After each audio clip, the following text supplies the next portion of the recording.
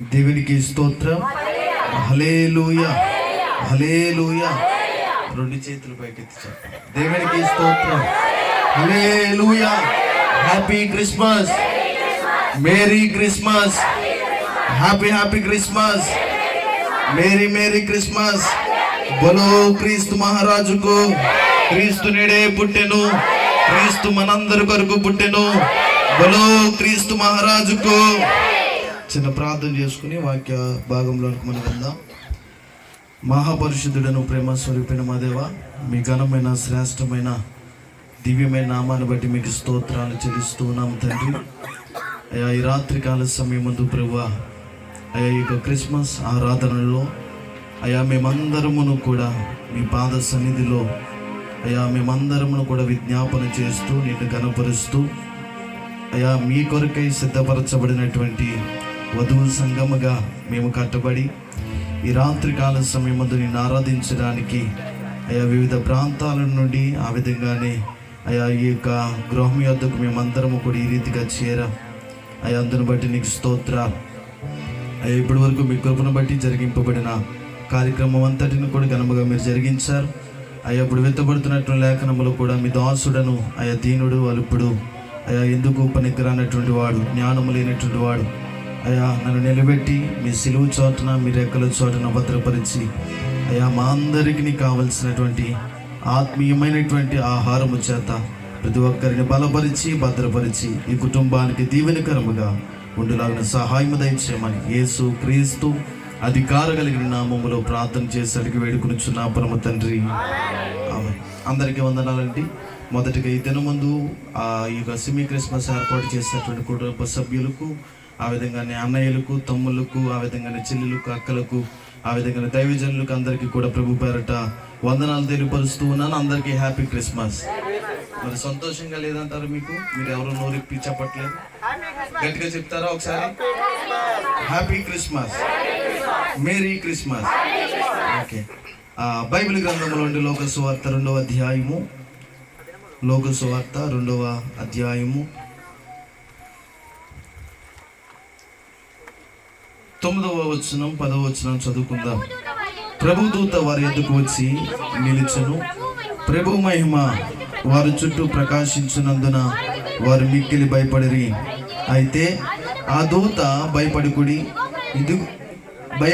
ఇదిగో ప్రజలందరికీ కలగబోవు మహా సంతోషకరమైన సువార్తమానము నేను మీకు తెలియచేయచ్చు ఉన్నాను. దేవునికి స్తోత్రం. హల్లెలూయా.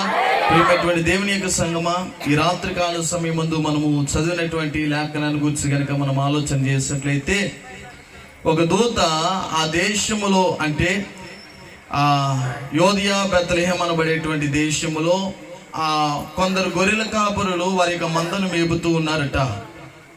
ఆ మందను మేపుతూ ఉండగా ప్రభుదూత వారి వద్దకు వచ్చి నిలిచినప్పుడు వారందరూ కూడా మిక్కిలి భయపడ్డారట. భయపడుతూ ఉండగా ఆ దూత అక్కడ ఉన్నటువంటి గొర్రెల కాపరులతో చెప్పినటువంటి సంగతి ఏంటంటే, ఇదిగో మీరు భయపడకండి, నేను మీకు ఒక శుభవార్త చెప్తాను. అది ఏంటంటే, ఇదిగో ఆయన ఒక మాట చెప్తూ ఉన్నాడు. అక్కడ ఒక మాట చదువుతాం రండి. 10వ వచనం. ఇదిగో ప్రజలందరికీ కలగబోవు మహా సంతోషకరమైన సువార్తమానము నేను మీకు తెలియచేయచ్చు ఉన్నా. ప్రజలందరికీ కలగబోవు మహా సంతోషకరమైన సువార్తమానం. ఏంటి ఆ మహా సంతోషకరమైనటువంటి సువార్తమానం అని కనుక మనం ఆలోచన చేసినట్లయితే, బైబిల్ గ్రంథంలో యెషయా గ్రంథము 44వ అధ్యాయం 26వ వచనం, ఆ చివరి వచనంలో చివరి లైన్లో రాయబడినటువంటి మాట ఏంటంటే, యెషయా గ్రంథము 44వ అధ్యాయం 26వ వచనం, ఇదిగో పాడైనటువంటి స్థలములను బాగు చేయువాడును నేనే అని దేవుని యొక్క వాక్యం రాయబడింది. దేవునికి స్తోత్రం. హల్లెలూయా. ఏంటి ఆ సువార్తమానము అంటే, పాడైనటువంటి స్థలములన్నిటిని కూడా ఆయన బాగుపరిచేటువంటి దేవుడట. ప్రియమైనటువంటి దేవుని యొక్క సంగమా, మనం చాలా జాగ్రత్తగా ఆలోచన చేసినట్లయితే, స్థలము దేనికి సాదృశ్యంగా ఎంచబడుతుంది అని కనుక మనం ఆలోచన చేసినట్లయితే, హృదయానికి సాదృశ్యంగా ఎంచబడుతుంది. ఈ లోకంలో గురించి కనుక మనం ఆలోచన చేసినట్లయితే, ఈ కడవరి దినాల్లో జీవించే ప్రతి వ్యక్తి తన హృదయంలో ఒక ఆలోచన ఉండి పైకి ఒక ఆలోచన చేత అతడు నటిస్తూ తనకి జీవితాన్ని కొనసాగిస్తూ భక్తి విషయంలో అతడు ముందుకు వెళ్తూ ఉన్నాడు. అయితే హృదయం, దేవుని యొక్క వాక్యములో రాయబడినటువంటి మాట ఏంటంటే హృదయము మోసకరమట. ఒక మనుష్యుడు తన హృదయము మీద ఆధారపడి అతడు ముందుకు వెళ్తే అతడు మోసపుకరమైనటువంటి బాటలు గుండానే అతడు వెళ్తూ ఉంటాడు. మరి ఆ మనిషి ఎవరి మీద ఆధారపడాలి? ఆ మనిషి ఎవరి మీద ఆధారపడి తనకి జీవనాన్ని కొనసాగించాలి అని కనుక మనం ఆలోచన చేసినట్లయితే దేవుని మీద ఆధారపడి ఆ మనిషి కనుక వెళితే అతడు ఎన్ని చోట్లకి వెళ్ళినా అదంతా కూడా అతనికి దీవెనకరముగానే మార్చబడుద్దట. దేవునికి స్తోత్రం, హల్లెలూయా. అందువలన యెషయా గ్రంథం 44వ అధ్యాయం 26వ వచనం కింద మాటలో చదువుతూ ఉన్నాం కదా, పాడైనటువంటి స్థలములను ఆయన బాగు చేయవాడు నేనే అని ఆయన ప్రకటించాడు.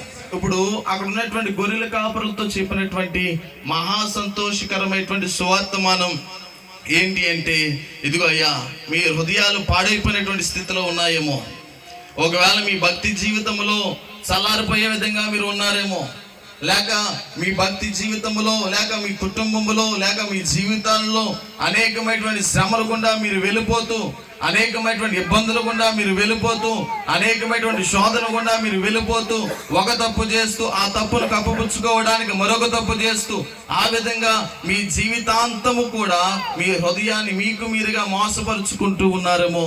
కాబట్టి పాడైనటువంటి ఆ హృదయాన్ని బాగుపరచడానికి నేను వచ్చాను అని ఆ మహా సంతోషకరమైనటువంటి సువార్తమానము అక్కడ ఉన్నటువంటి గొర్రెల కాపరుగా ప్రకటించబడింది. దేవునికి స్తోత్రం, హల్లెలూయా.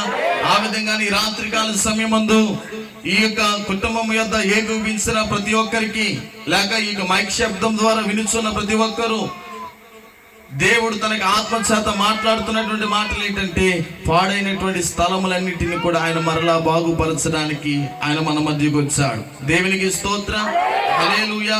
ఇంకొక పర్యాయాన్ని కనుక మనం ఆలోచన చేసినట్లయితే మత్తయి సువార్త మొదటి అధ్యాయము 21వ వచనాన్ని మనం చదువుకుందాం.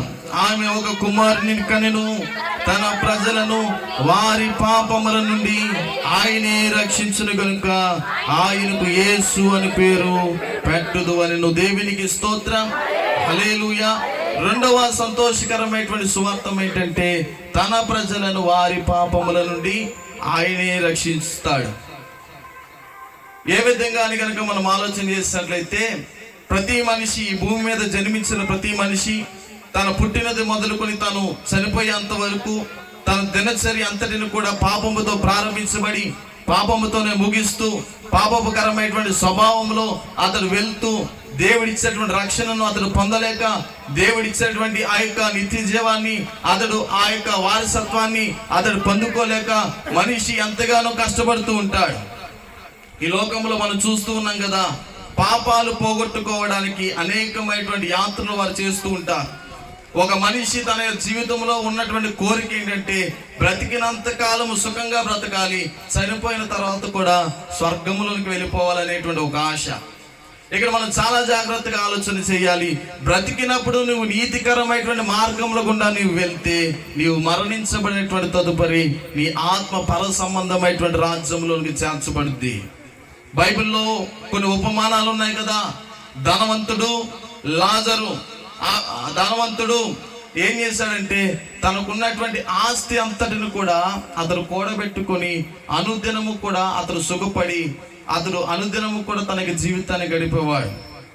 కానీ పేదవాడు ఏం చేస్తా ఉన్నాడంటే ఆ ధనవంతుడు తినుచున్నటువంటి రొట్టె ముక్కలు బల్ల మీద నుండి కిందకి పడిపోతే వాటిని ఏరుకుని తినేవాడు. వీరిరువురి యొక్క స్వభావాన్ని గురించి కనుక మనం ఆలోచన చేసినట్లయితే లాజరు, పేదవాడైనటువంటి లాజరు బ్రతికినంత కాలము అతడు యథార్థంగా, పరిశుద్ధంగా, నీతిగా అతడు జీవించాడు. బ్రతికిన కొన్నాళ్ళైనా అతడు కష్టాలు పడుతూ, శ్రమలు అతడు తట్టుకుంటూ అతడు జీవితాన్ని కొనసాగించాడు. కానీ ధనవంతుడు ఆ విధంగా జీవించలేదట. తనకున్నటువంటి ధనాన్ని బట్టి, తనకున్నటువంటి అధికారాన్ని బట్టి, తనకున్నటువంటి హోదాను బట్టి అతడు ఏం చేస్తూ ఉన్నాడంటే విలాసవంతమైనటువంటి జీవితాన్ని అతడు జీవించాడు. కానీ ఒక దినము రానయ్య వచ్చింది, ఆ దినమందు ఇద్దరు కూడా మరణించారు. కానీ పేదవాడైనటువంటి లాజరు ఎక్కడికి వెళ్ళాడంటే అబ్రహాము రొమ్మున ఆనుకున్నాడు.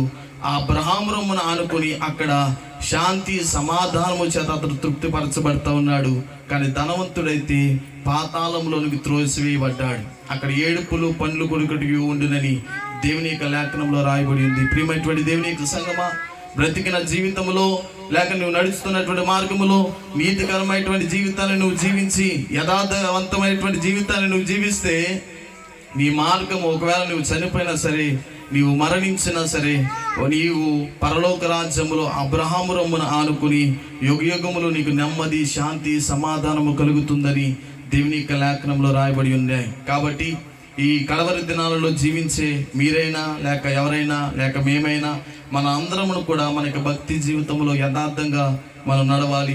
మన యథార్థంగా మనం జీవించినప్పుడు దేవుడు మనల్ని విడిచిపెట్టేవాడు కాదు. పాడైనటువంటి స్థలములను ఆయన మరలా బాగుపరిచి ఆయన మరలా మనను పరిశుద్ధపరిచేటువంటి దేవుడు. దేవుని కొద్ది వాక్యము మన వినికిడిలో దేవుడు దీవించునుగాక. ఆమేన్.